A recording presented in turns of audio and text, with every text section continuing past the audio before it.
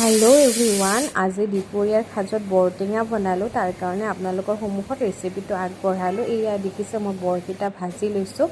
বৰকেইটা বনাবৰ কাৰণে প্ৰায় মই মচুৰৰ দাইল কেইটামান আধা ঘণ্টাৰ আগতে তিয়াই ৰাখিছিলোঁ। তাতে দিছিলোঁ আদা, নহৰু, কেঁচা জলকীয়া আৰু কেইটামান নৰসিংহৰ পাত আৰু সোৱাদ অনুসৰি নিমখ দি আপোনালোকে ধুনীয়াকৈ মিক্সিত পিচি ল'ব। আৰু অকণমান দেখিছে মই সেই দাইল থৈ দিছিলোঁ, সেইখিনি পিছত ব্যৱহাৰ কৰিম। এতিয়া এখন কেৰাহী পাতি দি তাতে দিলোঁ মই সৰিয়হ, সৰুছে এটা পিঁয়াজ, শুকান জলকীয়া, নিমখ, হালধি আৰু বিলাহী এটা। সেইখিনি দি এতিয়া গোটেইখিনি মই বিলাহীটো অকণমান চফ্ট হৈ যায়, যাতে প্ৰায় 1 মিনিটমান সময় ভাজি ল'ম।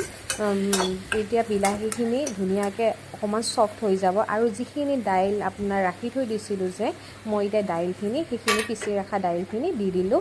দি এইখিনিও এতিয়া প্ৰায় 1 মিনিটমান সময় গোটেইখিনি বস্তু ভাজি ল'ম। দাইলখিনি দি দিলে মানে গ্ৰেভিটো খাবলৈ অলপমান গোটা হয় আৰু বিৰাট ধুনীয়া লাগে। আৰু এটা আলু বইল কৰি ৰাখিছিলোঁ, সেই আলুটো এতিয়া ধুনীয়াকৈ মই পিটিকি লৈ তাতে আলুটো দি দিম। আলুটো দি কেনে প্ৰায় সেইখিনি গোটেইখিনি আকৌ প্ৰায় 1 মিনিটমান সময় ধুনীয়াকৈ ভাজি ল'ম। সেই দেখিছোঁ ধুনীয়াকৈ ভাজি ল'লোঁ। এতিয়া সেইখিনি মোৰ ভজা হৈ গ'ল।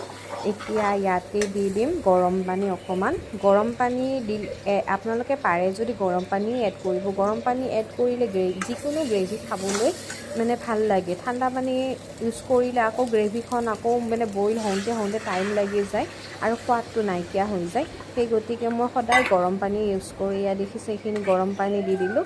অকণমান গৰম পানী অকণমান বেছিকৈ ব্যৱহাৰ কৰিছোঁ, কাৰণ যেতিয়া বৰকেইটা পেলাই দিম তেতিয়া খুবেই ঠিক হৈ যায় সোনকালে গ্ৰেভিখন। সেইকাৰণে আপোনালোকে পানী অকণমান বেছিকৈ দিব প্ৰথমতে, কাৰণ শেষত গ্ৰেভিখন এনেও ডাঠ হৈ যায়। এতিয়া ভাজি ৰখা বৰকেইটা এটা এটাকৈ ধুনীয়াকৈ দি দিছোঁ, দেখিছে